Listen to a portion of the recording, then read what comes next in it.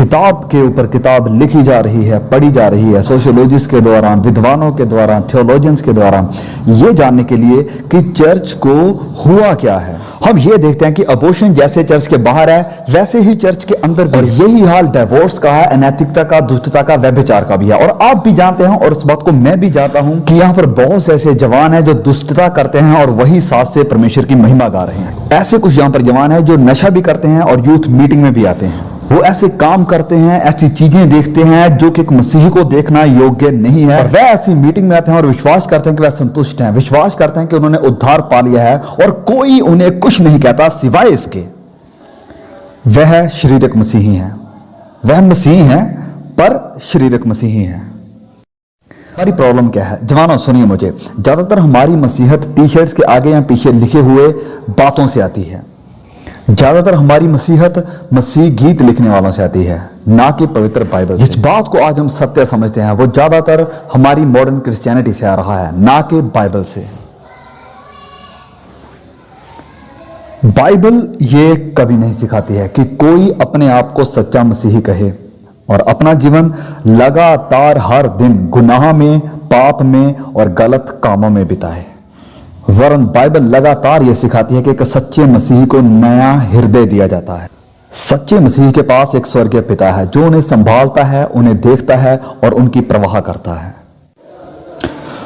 मेरा दिल टूट रहा है, आप जानते हैं, मैं भी जानता हूं इस बात को, इसे छिपाए नहीं, आइए हिपोक्रेट ना बने। यहां पर बहुत सारे हैं, आप उन्हें जानते होंगे, आप भी शायद उन्हीं में से एक होंगे।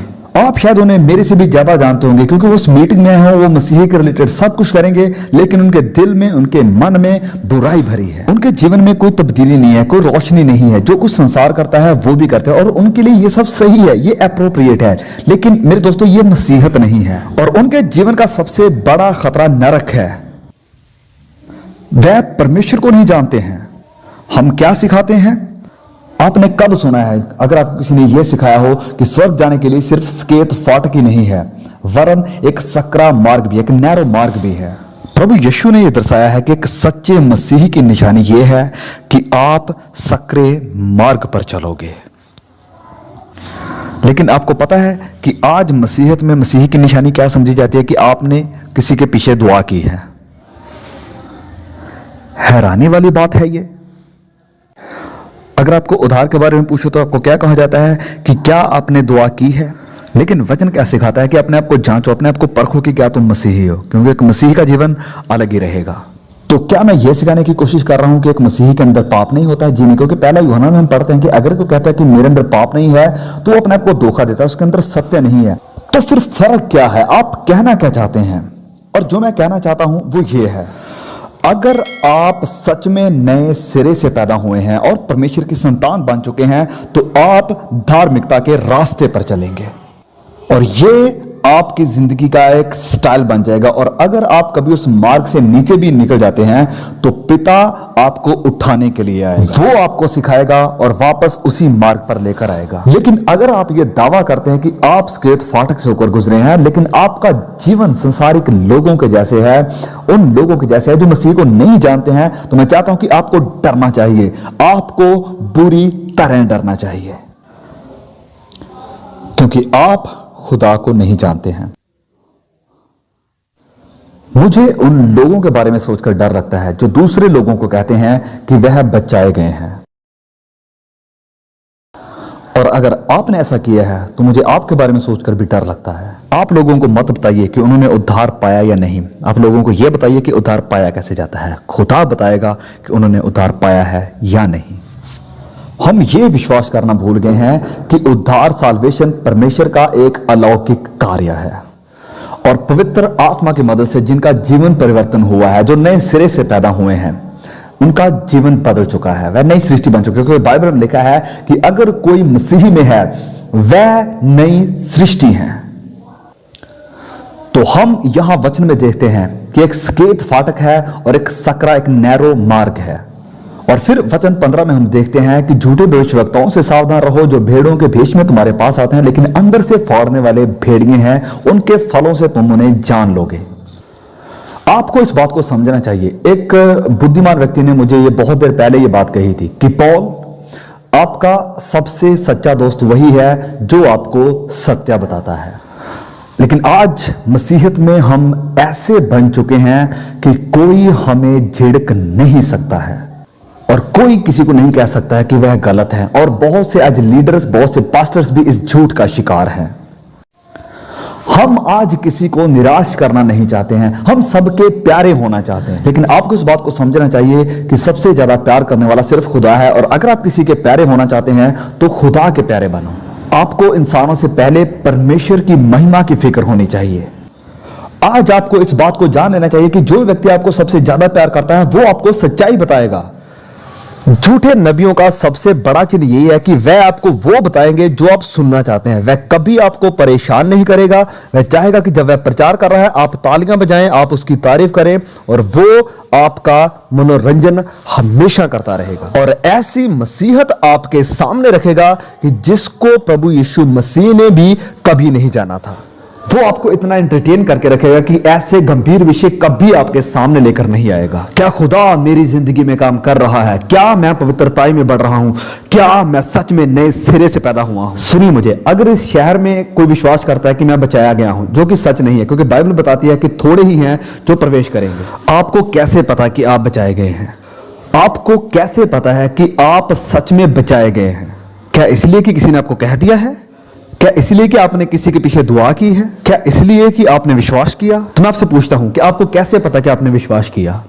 क्योंकि हर कोई कहता है कि हमने विश्वास किया। आपको कैसे पता कि आप उनके जैसे नहीं हैं? आपको पता है बाइबल क्या बताती है कि आपको कैसे पता चलेगा कि आप बचाए गए हैं? ऐसे पता चलेगा कि आप बचाए गए हैं क्योंकि आपका जीवन दिन प्रतिदिन बदल रहा है और आपके जीवन जीने का तरीका वचनों की सच्चाई के अनुसार है। और अगर आप कभी उस रास्ते से भटक जाते हैं, जैसे कि अक्सर होता है, तो खुदा आपके लिए आएगा और वो आपको उठाएगा और वापस आपको ट्रैक पर लेकर आएगा। उद्धार पाने का सबसे बड़ा चिन्ह यह है कि खुदा आपको कभी भी ऐसे बातें नहीं करने देगा जैसे कि आपका शरीर चाहता है। खुदा आपको कभी भी ऐसे सेंशुअल कपड़े नहीं पहनने देगा जो संसार और संसारिक चर्च आपको पहनने की अनुमति देंगे।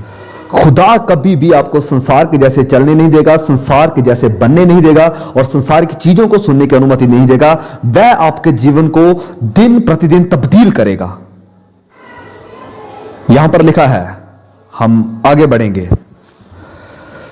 वचन 17 से हम पढ़ेंगे। पहले हम वचन 16 को पढ़ते हैं। लिखा है कि उनके फलों से तुम उन्हें पहचान लोगे। झूठे नबियों को आप कैसे जानोगे? झूठे नबियों और विश्वासियों को परखने का सबसे बड़ा चिन्ह वचन हमें क्या देता है कि उनके फलों से तुम उन्हें पहचान लोगे। उनके फलों से मेरे दोस्तों, अपने जीवन को देखिए, अपने चलने फिरने के तरीके को देखिए, अपने दिल की चाहतों को देखिए। क्या प्रभु यीशु वहां पर है या फिर उसको आपने बस छोटा सा हिस्सा समझकर अपने जीवन में ऐड करके रखा है? क्या उसकी याद सिर्फ आपको आराधना के समय या संडे को ही आती है? क्या वो आपकी बस एक जरूरत है या आपके दिल का एक अहम हिस्सा है? और आप कैसे फल उत्पन्न कर रहे हैं? क्या आप संसारिक जैसे बनना चाहते हैं? क्या आपके पास वो आनंद का अनुभव है जिसे संसार ने आज तक कभी नहीं जाना है?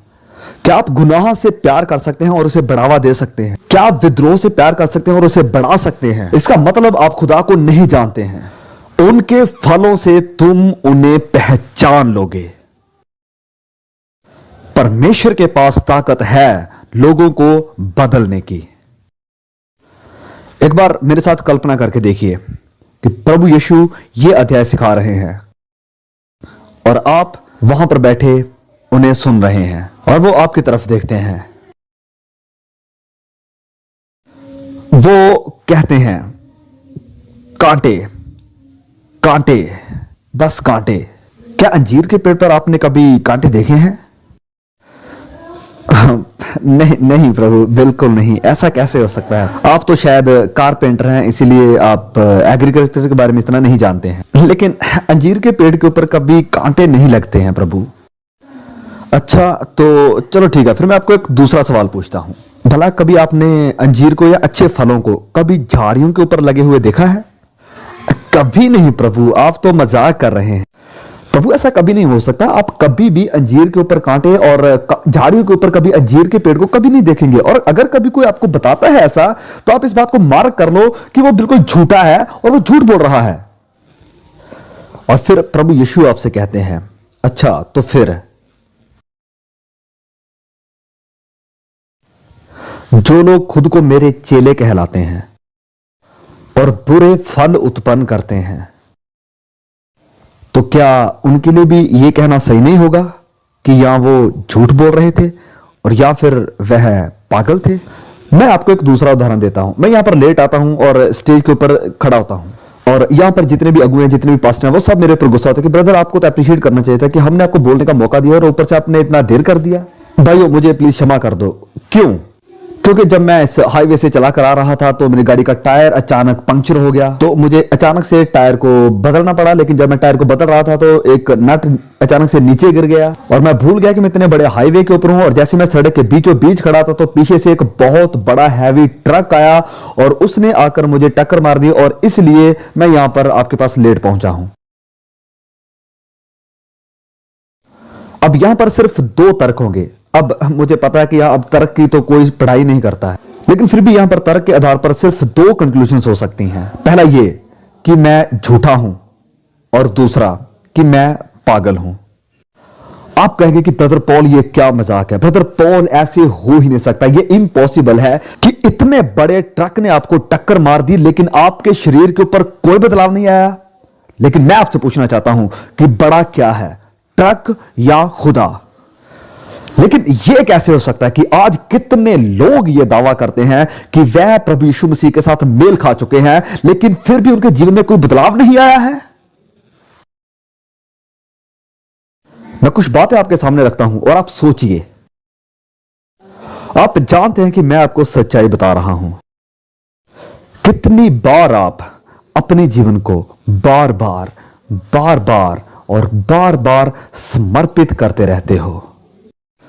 कई बार कितने जवान ऐसी सभाओं में आते हैं और बहुत एक्साइटेड हो जाते हैं बाद में और वापस अपने चर्च में जाते हैं और ये एक्साइटमेंट सिर्फ 1 हफ्ता या 1.5 हफ्ता रहती है और लोग कहते हैं कि वाह परमेश्वर का कितना बढ़िया कार्य था। लेकिन नहीं, अगर ये पूरी जिंदगी भर नहीं रहा तो ये परमेश्वर का कार्य नहीं था, ये बस भावनाएं थी। वहां पर बहुत कुछ था लेकिन ये परमेश्वर का कार्य नहीं था।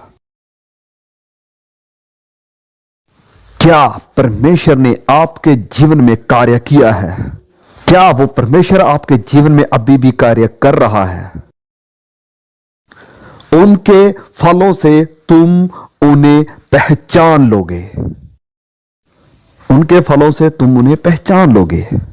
अब आगे बढ़ते हैं। वचन 19, जो पेड़ अच्छा फल नहीं लाता वह काटा और आग में डाला जाता है, उनके फलों से तुम उन्हें पहचान लोगे। देखिए यहां इब्रानी लिटरेचर के बारे में आपको बताता हूं।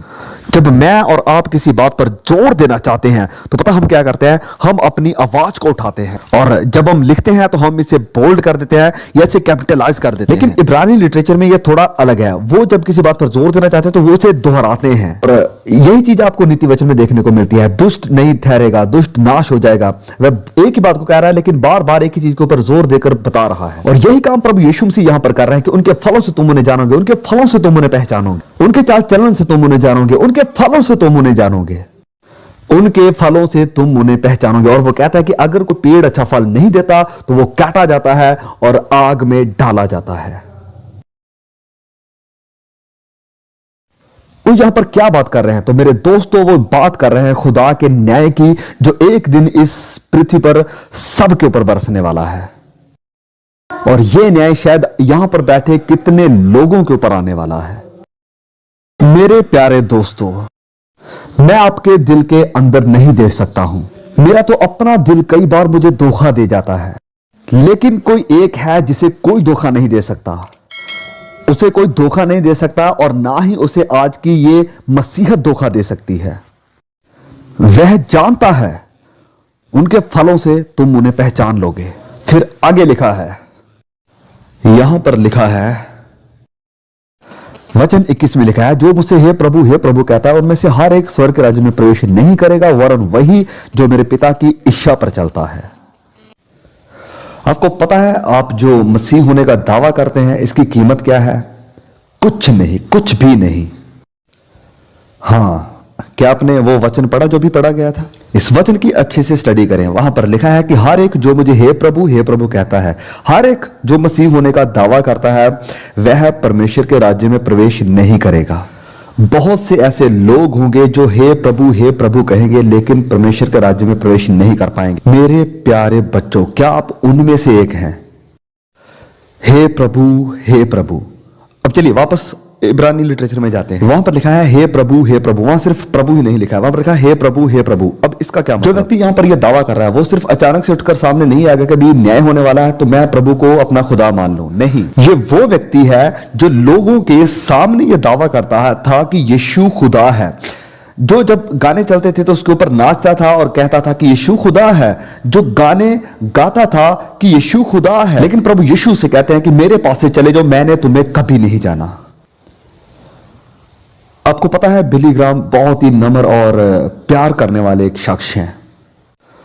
उन्होंने कहा था कि मैं ये विश्वास करता हूं कि बहुत तादाद में ऐसे लोग हैं जो चर्च में भी आते हैं लेकिन फिर भी खुदा के साथ उनका कोई रिश्ता नहीं है, परमेश्वर से दूर है। वो कहते हैं कि जिन लोगों ने उसकी मीटिंग्स में आकर मसीह को स्वीकार किया है, अगर उनमें से 5% भी बचाए जाते हैं तो मुझे बहुत खुशी होगी। जब मैं नाइजीरिया में था, पिछले साल मैं नाइजीरिया में था और एक माँ को मिलने के लिए मैं गया वहां पर, जो हमारे चर्च का एक हिस्सा थी, और उसका बेटा मुसलमानों के द्वारा मारा गया था क्योंकि वह यीशु पर विश्वास करता था। अगर आप नाइजीरिया में हैं तो आप अच्छी तरह से जानते हैं कि अगर आप प्रभु यीशु पर विश्वास लाते हैं तो आप ये निश्चय जान लें कि आपके साथ भी ऐसा हो सकता है। लेकिन हमारे यहां, ओ मेरे प्रियो, कीमत को जानो, पहचानो, वचनों के आधार पर अपने आप को परखो। क्या तुम खुदा को जानते हो? क्या तुम खुदा को पर्सनली जानते हो? क्योंकि यहां पर लिखा है कि हर कोई जो मुझे प्रभु प्रभु कहता है वह परमेश्वर के राज्य में प्रवेश नहीं करेगा। देखो यहां पर क्या लिखा है, जो मुझसे हे प्रभु कहता है उनमें से हर एक परमेश्वर के राज्य में प्रवेश नहीं करेगा, वरन वही जो मेरे पिता की इच्छा पर चलता है। कोई एक सच्चा मसीह बन चुका है। इसका सबसे बड़ा चिन्ह क्या है? मैं चाहता हूं कि हम ये फिर से सिखाना शुरू कर दें। हमारी थियोलॉजी को क्या हुआ, हमारे सिद्धांतों को क्या हुआ, हमारी शिक्षा को क्या हो गया है। अब कोई भी सिद्धांतों को सीखना नहीं चाहता है। अब लोग सिर्फ मसीह गीत सुनना चाहते हैं और टी शर्ट्स के ऊपर कुछ आयतों को पढ़ना चाहते हैं। सच्चाई को क्या हुआ? और सच्चाई यह है कि अगर आप सच में नए सिरे से पैदा हुए हैं तो इसका सबसे बड़ा चिन्ह यह है कि आपके जीवन का यह स्टाइल बन जाएगा कि आप पिता की इच्छा पर चलना शुरू कर देते हैं। आप शायद कहेंगे कि ब्रदर आप कार्यों की बात कर रहे हैं। नहीं, मैं यहां पर विश्वास के प्रमाण की बात कर रहा हूं। आपका मसीह पर दावा करना ही यह प्रमाण नहीं है कि आप सच में एक विश्वासी हैं, क्योंकि इस देश में हर कोई मसीह पर विश्वास का दावा करता है। आपको कैसे पता कि आपका विश्वास झूठा नहीं है? लाइफस्टाइल, एक ऐसा लाइफस्टाइल जो परमेश्वर की इच्छा पर चलना चाहता है, जो परमेश्वर की इच्छा पर चलना चाहता है। और जब आप परमेश्वर की इच्छा पर नहीं चल पाते हैं तो पवित्र आत्मा आकर आपको कन्विक्ट करता है, या तो परमेश्वर के वचनों के द्वारा और या फिर किसी भाई या बहन के द्वारा, और परमेश्वर आपको फिर से उठाकर वापस अपने मार्ग पर लाता है। और अगर आप एक सच्चे मसीह हैं तो आपके साथ ऐसा होगा।